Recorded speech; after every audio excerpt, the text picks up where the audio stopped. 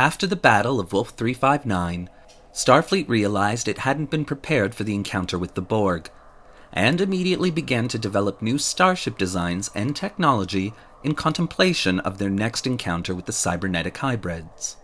And in 2373, that encounter would happen. It would become known as the Battle of Sector 001. Hello and welcome to Trek Facts, a fun and fast informational web series on the fundamentals of Star Trek. In today's episode, we'll be taking a quick look at the various starship classes and some of the history surrounding Starfleet's second encounter with the Borg Collective. I hope you enjoy. Stardate 44012.3.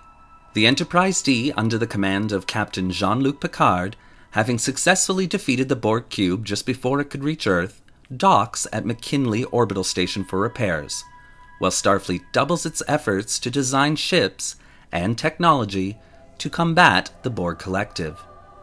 Commander Benjamin Sisko, whose starship, the USS Saratoga, was destroyed at the Battle of Wolf 359, is put in charge of developing a new, completely designed for battle starship that would become known as the Defiant class. 5 years ago, Starfleet began exploring the possibility of building a new class of starship. This ship would have no families, no science labs, no luxuries of any kind. It was designed for one purpose only, to fight and defeat the Borg. Stardate 45854.2. The Enterprise D comes across a downed Borg vessel on a planet in the Argolis cluster. Rescuing a lone Borg survivor, the crew of the Enterprise make plans to return the drone home with an invasive program, which would function as a slow-acting virus to destroy the entire Borg Collective from within.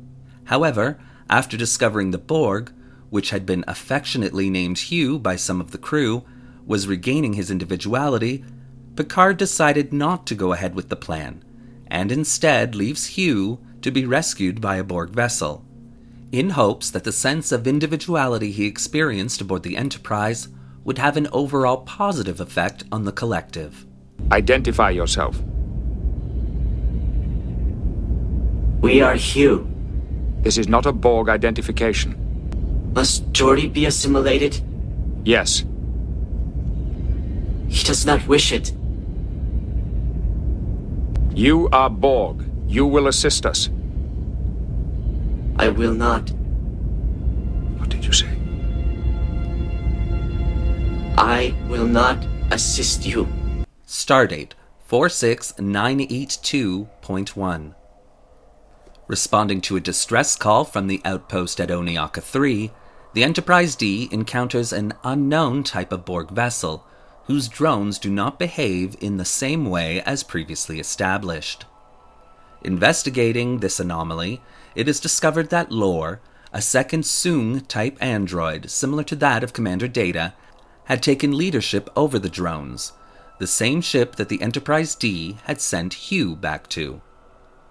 Ultimately responsible for disrupting the Collective's hold over these Borg, the Enterprise D crew would successfully defeat Lore and turn leadership of this new Borg colony over to Hugh. The current status of this colony is unknown. And we no longer have a leader here. I'm not sure that's true. Perhaps in time, we will learn to function as individuals. Stardate 48632.4. The Enterprise D is destroyed while saving the Viridian star system from being destroyed itself. A year later, the Enterprise E, a Sovereign-class starship, is commissioned, and command of this Enterprise is once again given to Captain Jean-Luc Picard. I always thought I'd get a shot at this chair one day. Perhaps you still will. Somehow I doubt that this will be the last ship to carry the name Enterprise. Stardate 50893.5. After an attack on the Federation outpost on Ivor Prime, Starfleet begins to assemble a fleet of ships to intercept and destroy an approaching cube in the Typhon sector. The Enterprise E, however, is assigned to patrol the neutral zone, as Starfleet Command is unsure about Jean-Luc Picard's ability to fight the Borg given his assimilation just before the Battle of Wolf 359. Listening in to the reports of the battle, Picard decides to ignore the orders and heads to Earth to intercept the cube. Due to some of the information surrounding this battle being classified by Starfleet Command, only a partial listing of classes and ships is available. However, the following classes and starships did in fact participate in the Battle of Sector 001. The Akira class. Having a basic design similar to that of the NX class of approximately 200 years prior, the Akira class was approximately 464 meters in length, and had a crew of approximately 500 officers and men. Designed as a Starfleet equivalent to a gunboat and aircraft carrier, this ship class contained 6 phaser array emitters and up to 15 photon torpedo launchers. Its large shuttle bays could hold and deploy many of Starfleet's smaller fighter ships, making this vessel a must at any engagement. The USS Thunderchild, NCC 63549, as well as at least 2 additional unidentified Akira-class starships, participated in the battle. The Defiant class.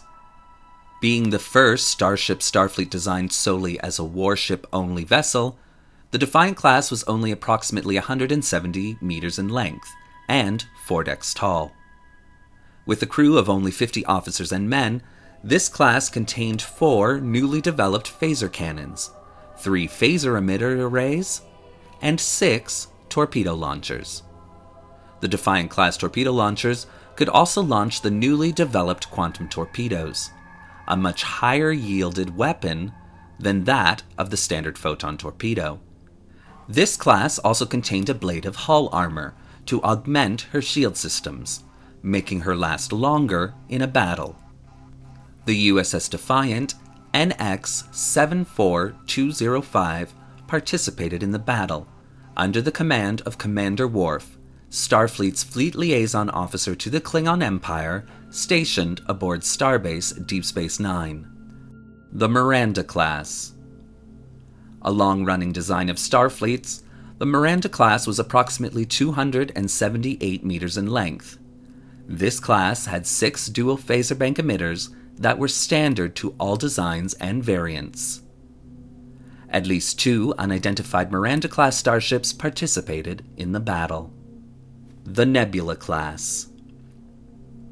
Almost a variant on the Galaxy class itself, but in the style of a Maranda class, this starship was approximately 442 meters in length, and boasted a crew of 750 officers and men. It contained 8 phaser arrays and 2 torpedo launchers as the standard base for all design and variants. Mission-specific pods could be attached to the aft section of the primary hull.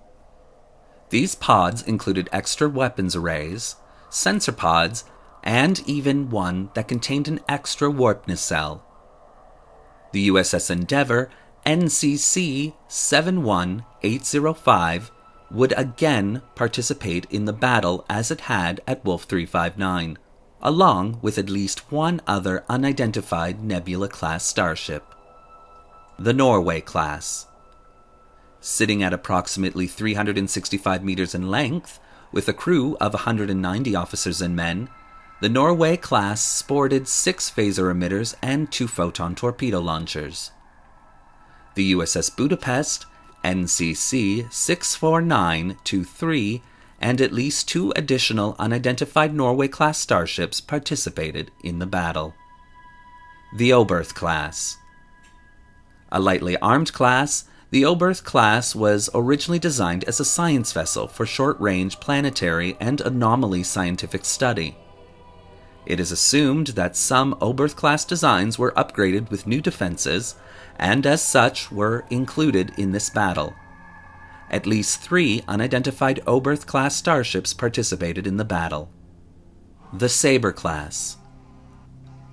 Approximately 365 meters in length, with a crew of only 40 officers and men, this class sported 4 phaser emitter arrays and 2 photon torpedo launchers.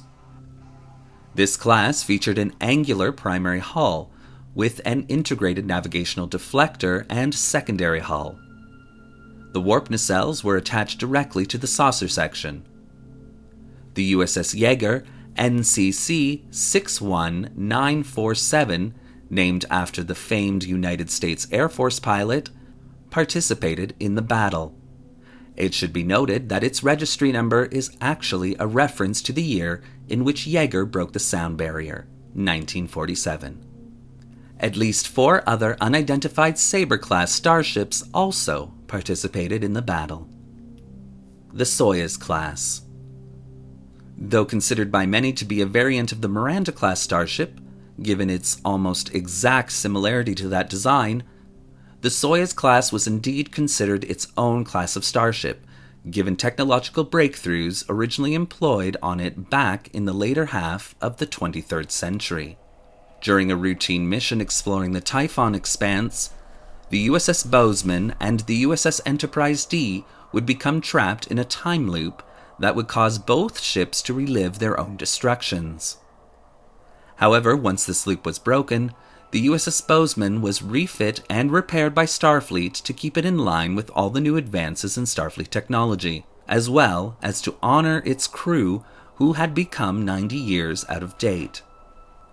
The USS Bozeman, NCC 1941, under the command of Captain Morgan Bateson, participated in the battle. The Steamrunner class. The Steamrunner class was a somewhat drastic departure from other Starfleet vessel designs of the 24th century. It featured a large saucer section and a detached secondary hull, not unlike the design employed by the Oberth class of starships, but was joined at the aft to the ship's nacelles. The nacelles themselves were directly attached to the saucer section. The ship's navigational deflector dish was housed in the rear section on the detached secondary hull, while the bridge module was inset between the Bussard collectors on the primary hull. This class had a length of approximately 375 meters and a crew of 200 officers and men. It also sported 4 phaser emitter arrays and 2 photon torpedo launchers. The USS Appalachia, NCC 52136, and at least 5 other unidentified Steamrunner-class starships participated in the battle. The Sovereign class. Commissioned in the early 2370s, the Sovereign class stood approximately 685 meters in length, and at launch sported 12 phaser emitter arrays and 6 photon and quantum torpedo launchers. Designed to be the most advanced heavy cruisers built by Starfleet at the time, its sole original purpose had been that of being able to defeat the Borg. Having both bioneurocercuitry and ablative hull armor, this class quickly became the jewel in Starfleet's design crown. Adding the most up-to-date scientific and exploration technology to the ship design made it a brilliant class to explore the unknowns beyond Federation space. Unlike the Galaxy class before it, this class would have no families permitted on board, and also contained the newly updated warp nacelle design to not damage subspace after the discovery made by Akira scientists on Stardate 47310.2. As previously stated, other ships of other classes may have participated in the battle, but that information has yet to be released by Starfleet. A big tactical difference in this battle is Starfleet employed a swarm technique instead of the skirmish line, which had been a failure during the Battle of Wolf 359. Groups of ships would attack the cube on all sides, then veer off while another set of ships would swarm in and continue to attack. This battle technique actually allowed Starfleet to inflict significant damage and slow the Borg cube's approach to Earth. This would allow the Enterprise E enough time to intercept the cube in Sector 001, the Terran star system. Stardate 50893.5. Arriving at Earth's solar system, Captain Jean-Luc Picard immediately took command of the fleet, and using his knowledge from what he could still hear of the Borg, he was able to direct the fleet to destroy the cube. The Borg in response were able to launch a sphere vessel and create a temporal vortex to Earth's past, where they intended to assimilate the planet right before Zephyrin Cochrane's famous first warp flight, and the famous first contact with the Vulcan people. Following the Borg sphere back in time, the Enterprise E and its crew were able to thwart the Borg's plans to assimilate Earth of the past, and history was restored to normal. Recent reports of Borg activity have begun to filter in, however, with some reports detailing a damaged cube being found in deep space. So far, these reports have been uncollaborated. Though a fierce battle that also claimed many lives, the Battle of Sector 001 proved to the people of the Federation that the Borg were not the only race that could adapt and grow. Starfleet stood its ground, and through technical innovation and advancement, actually did well overall in the battle, having fought the cube from the Typhon sector all the way to Earth's doorstep, and the fleet was still relatively intact. Starfleet would continue to develop weapons and technologies in case the Collective would decide to pay them a visit again. Classes such as the highly classified Prometheus class with its multi-vector assault mode would prove a welcome addition to Starfleet. And although another attack by the Collective is not guaranteed, Starfleet has kept vigilant in its pursuit of technological innovations to assure that a tragedy like Wolf 359 will never happen again.